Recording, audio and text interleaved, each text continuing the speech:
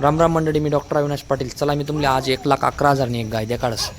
हा गोटा देखील तुमले वाटरा नाही की हा भाऊ जुना दुग्ध व्यावसायिक सेवा अनुभविक सेवा, पण तरी हा भाऊले अति काही संकटात नाही अशी गंमत वेगळी. हा भाऊने आणण्यात 40 गाव मार्केट मध्ये 2 गावड्या त्या होत्यात लोणी काढल्या आणि त्यांमधली एक गायले वेगळ्या थायरॅलिसिस. ती थायरॅलिसिस व्हायलमुळे ती गाय काही वाचली नाही. डॉक्टर्सनी भरपूर प्रयत्न केला पण काही बजेट बसणार नाही, ती गाय मृत पावली.